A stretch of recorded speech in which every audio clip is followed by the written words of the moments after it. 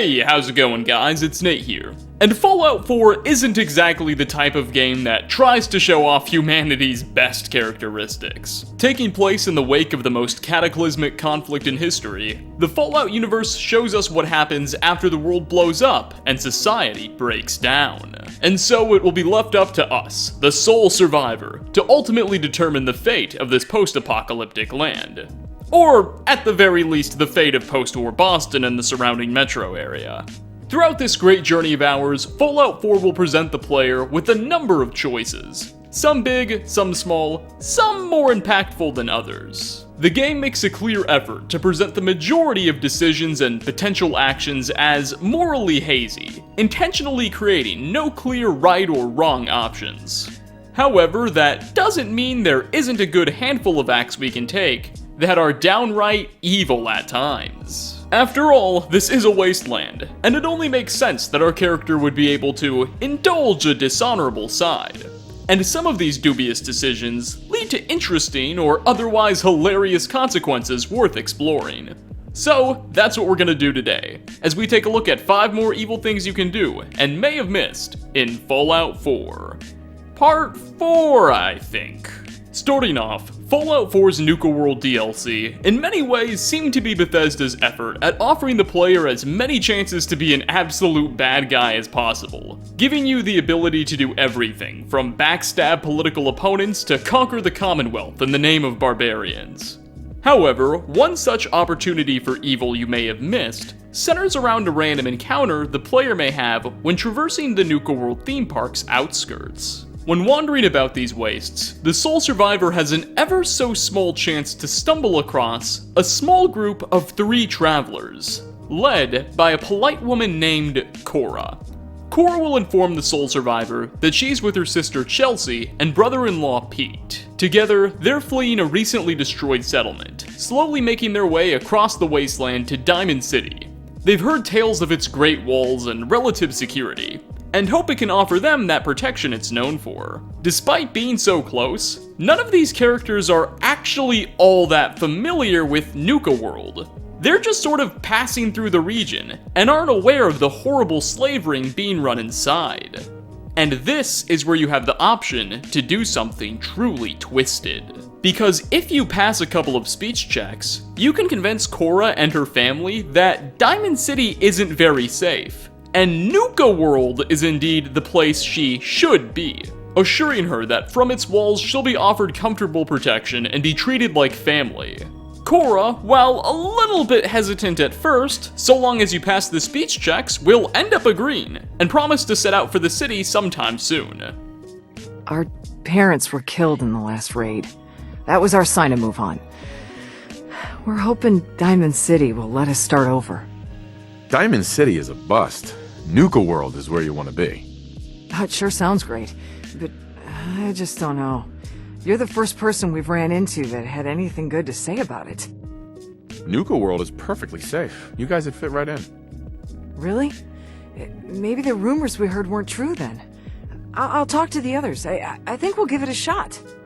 Of course, everything you told her is completely untrue. The second she and her people get within a few yards of Nuka World's walls, if they're not devoured by mutants, they'll be captured and subjected to a lifetime of slavery by raiders. Now, and I can't stress this enough, there is no benefit you get for dooming this innocent family.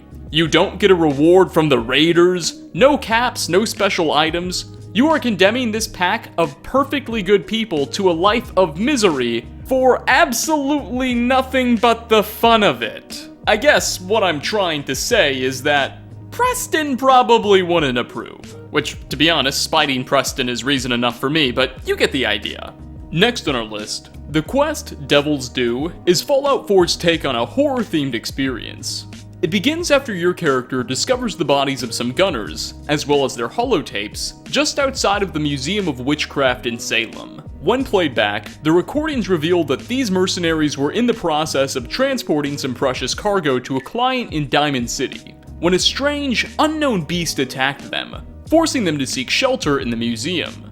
Or at least forcing the ones who made it inside. As we enter the structure ourselves, more corpses can be found, and it will quickly become apparent that the creature responsible is still inside too, now hunting for us. After a few jump scares and spooky musical cues, as we make our way around the museum, we'll discover that the beast in question is indeed an angry Deathclaw. And thanks to some extra scattered around holotapes, we'll also learn that the reason this animal chased these gunners into this building in the first place was because that cargo they were transporting to Diamond City were actually the Deathclaw's eggs. The gunners, for their part, didn't even know that they were moving eggs around. And in one tape we can play back, upon discovering what he was actually transporting, one of the soldiers expresses extreme regret, saying had he known that he was moving around stolen eggs, he would have never agreed to the job because it was just too inhumane.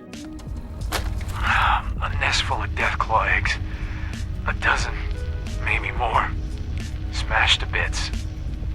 Except this one. No wonder they wouldn't tell us what was in that case.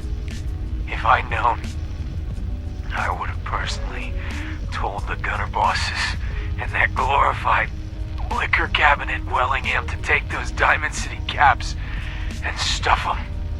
I guess we know why that Deathclaw tracked us all the way from Linwoods now. Now, in fairness, this dude is a mercenary who's probably murdered a few people to death in exchange for money, so I'm not necessarily sure why stealing eggs is the thing he won't do. Anyway, moving on.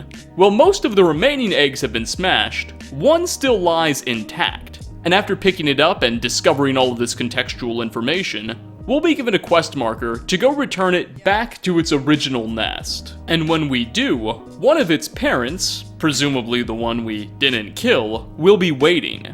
However, we'll seemingly recognize that we're only coming to return its young, and won't actually be hostile to the player. It's a remarkable, somewhat emotional moment. Sure, Deathclaws are annoying, dangerous enemies, but it's hard not to be sympathetic to this poor being that's just lost most of its kids and partner. Once the egg is returned, the quest will be completed. For obvious reasons, the lizard creature won't be able to reward us with caps or anything, but the experience is payment enough. Or it should be. However, maybe you're not the type of survivor that is moved by all this touchy nonsense.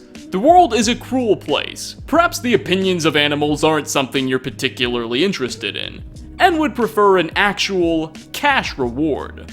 Well, fear not, because Bethesda thought about you. As in the holotapes we find and listen to in the museum, the gunners mention that they were delivering the eggs to someone named Wellingham in Diamond City. Wellingham is of course the robotic butler and chef that serves the wealthy residents of the town's upper stands. So, if after picking up that sole pristine Deathclaw egg and having it in your inventory, you decide to bring it to Wellingham rather than the Deathclaw, the robot will offer 300 caps to take it off your hands.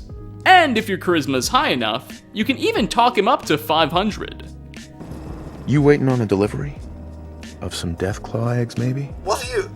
Oh, the eggs. Oh, you must be with those, gunny people. Though your superior had implied there would be more of you, but... Oh, no matter. The negotiated fee was 200 caps per egg. Generous amount indeed, considering your tardiness. Though our clientele do expect nothing short of the most pristine Deathclaw eggs. Now, do you have something for me? The game clearly tries to counsel you against making this decision. Kind-hearted companions will loathe the player for this. And if you pass a speech check with the robot, he'll disturbingly admit his plans for poaching the egg and making it into an omelet for one of his clients. They're gonna eat the thing. However, if you're the kind of guy who isn't interested in walking right up to a Deathclaw nest for next to no reward, and I don't blame you if you are, perhaps Wellingham's offer of a few hundred caps will prove a lucrative offer. Coming in at number 3, meet Phyllis Daly. Her tale is an incredibly sad and tragic one. She can be found held up in her small, isolated outpost at Egret Torres Marina, When encountered for the first time, she'll threaten you, demanding that you leave. Not because she wants to hurt you, but because the old woman fears she may black out at any time and harm someone.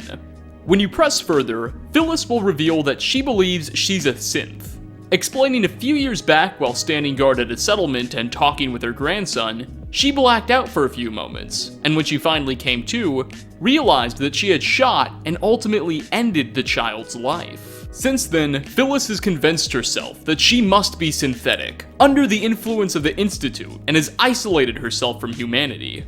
Now, Fallout 4 heavily implies Phyllis is wrong, that she's not a synth at all.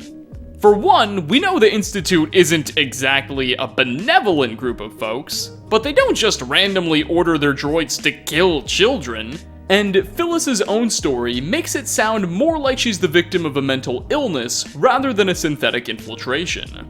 And if all that evidence isn't enough, if she is killed, her body will not contain a synth component, confirming she is indeed still 100% human. After listening to her tale, pretty much all of your dialogue will be geared towards convincing Miss Daly to move on with her life and exit her isolation, which she'll do, and later on in the game go so far as to write the sole survivor a letter, thanking you for all your help. Oh, and if you're in the Minutemen, you can also get her to join that faction and find a whole new purpose in life. So most of the endings to this story are happy, or at least bittersweet given the past.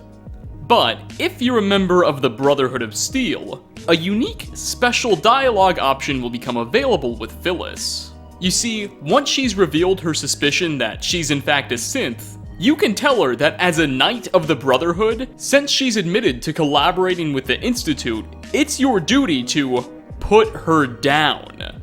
Phyllis, for her part, obviously won't be terribly thrilled at hearing this, and will put up a desperate but futile resistance. You've openly admitted to being a synth.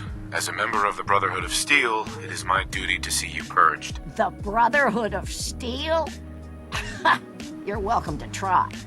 Mind you, it's clear Phyllis isn't actually a synth, and this action will solicit a very big 2 thumbs down from pretty much every morally good companion. Except Paladin Dance, however. He will approve wholeheartedly, for reasons that should be self-evident. You could have led this woman down a new path in life, help her move on from her past and accept who she is, or even turned her into a hero of the Commonwealth who would help others. But if for whatever reason that proposal doesn't sound especially seductive, as a post-apocalyptic knight, I suppose you can just murder her to death too. Yay.